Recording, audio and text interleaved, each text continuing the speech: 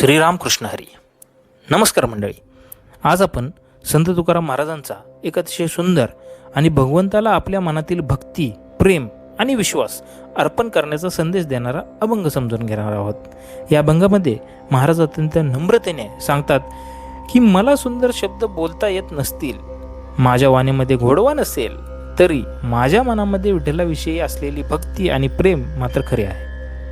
भगवंताला मोठे मोठे शब्द किंवा अलंकारिक भाषा नको, त्याला हवे असते ती मनापासून केलेली भक्ती आणि विश्वास. चला तर मग आधी आपण हा संपूर्ण अभंग ऐकूया. नये जरी तुझी मृदुर उत्तर, दिला सुस्वर नाही देवे. नाही तयाविन भुकेला विठ्ठल, येईल तैसा बोल रामकृष्ण. देवापाशी मागे आवडीची भक्ती, विश्वासेसी प्रीती भाऊ बाळे. तुका म्हणे मना सांगतो विचार, धरावा निर्धार दिसेंदिस. रामकृष्ण हरी. मंडळी, या अभंगाच्या सुरुवातीलाच तुकाराम महाराज आपल्या वाणीबद्दल अत्यंत नम्रपणे सांगतात. नये जरी तुझी मृदुर उत्तर, दिला सुस्वर नाही देवे.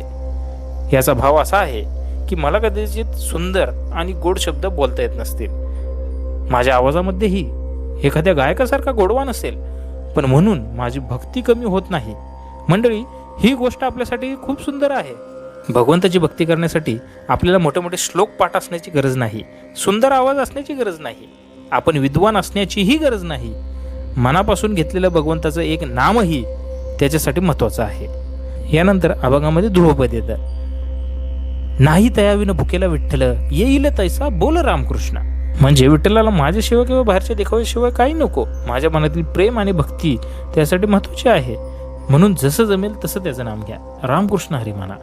मंडळी, आपण अनेकदा देवाची पूजा करताना विचार करतो, माझ्याकडून काही चूक तर होणार नाही ना, मला मंत्र नीट म्हणता येत नाही, मला संस्कृत येत नाही, माझा आवाज चांगला नाही. पण संत तुकाराम महाराज आपल्याला धीर देतात. भगवंतासाठी मनातील भावना महत्त्वाची आहे. पुढे महाराज म्हणतात, देवापाशी मागे आवडीची भक्ती, विश्वासेसी प्रीती भाऊ बळे. मंडळी, यावेळी या अभंगाचा खरा गाभा आहे. महाराज भगवंताकडे काय मागतात?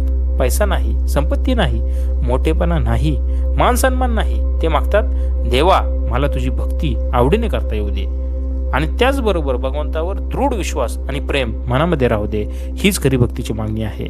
मंडळी, आपण देवाकडे अनेक गोष्टी मागतो. एखादं काम पूर्ण व्हावं, अडचण दूर व्हावी, पैसा मिळावा, आरोग्य चांगलं राहावं, कुटुंब सुखी राहावं, या सगळ्या इच्छा स्वाभाविक आहेत. पण तुकाराम महाराज आपल्याला एक वेगळीच गोष्ट शिकवतात. देवाकडे देवाचीच भक्ती मागा, कारण भक्ती मिळाली की संकटातही मनाला आधार मिळतो. सुख आलं तरी अहंकार वाढत नाही, दुःख आलं तरी मन पूर्णपणे खचत नाही, आणि भगवंतावरचा विश्वास कायम राहतो. आणि शेवटी महाराज म्हणतात, तुका म्हणे मना सांगतो विचार, धरावा निर्धार दिसेंदिस.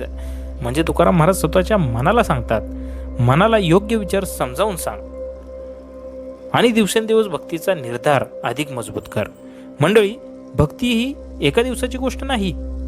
आज नाम घेतलं आणि उद्या सगळं विसरलं असं नको. दररोज थोडं नामस्मरण, दररोज थोडी प्रार्थना, दररोज भगवंताची आठवण, हळूहळू मनाला त्याची सवय लागते. आणि मग भक्ती ही केवळ पूजा करण्याची गोष्ट न राहता आपल्या जीवनाचा एक भाग बनतो. आजच्या काळात हा अभंग आपल्याला खूप सुंदर संदेश देतो. आपल्याकडे मोठं ज्ञान नसेल तरी चालेल, सुंदर आवाज नसेल तरी चालेल, मोठे मोठे शब्द बोलता येत नसतील तरी चालेल, पण मनामध्ये श्रद्धा आणि प्रेम असू द्या. भगवंताचं नाम घेताना दिखावा करण्याची गरज नाही. मनापासून म्हणा, रामकृष्ण हरी. प्रेमाने म्हणा, विठ्ठल विठ्ठल, आणि विश्वासाने म्हणा, पांडुरंग माझ्यासोबत आहेत. मंडळी, या अभंगातून आपल्याला 3 सुंदर गोष्टी शिकायला मिळतात. पहिली, भक्तीसाठी सुंदर शब्दांपेक्षा मनाची भावना महत्त्वाची आहे. दुसरी, भगवंताकडे संसारातील गोष्टींबरोबर त्याची भक्ती, प्रेम आणि विश्वासही मागायला हवा. आणि तिसरी, भक्तीमध्ये सातत्य आणि दृढ निश्चय ठेवला पाहिजे. म्हणून चला, आपल्या परीने भगवंताचे नाम घेऊया, आपल्या मनातील प्रेम त्याच्या चरणी अर्पण करूया, आणि रोज थोडं थोडं करून आपल्या भक्तीचा निर्धार अधिक दृढ करूया. आपल्या वाणीमध्ये किती गोडवा आहे यापेक्षा आपल्या मनामध्ये किती प्रेम आहे हे पांडुरंगाला महत्त्वाचं वाटू दे. आपल्या मनामध्ये विठ्ठलावरील विश्वास वाढू दे, त्याच्या नामाची गोडी वाढू दे, आणि दिवसेंदिवस आपली भक्ती अधिक दृढ होत जाऊ दे. हीच संत तुकाराम महाराजांच्या चरणी प्रार्थना. पुंडलिक वरदा हरी विठ्ठल श्री ज्ञानदेव तुकाराम पंढरीनाथ महाराज की जय. रामकृष्ण हरी. विठ्ठल विठ्ठल.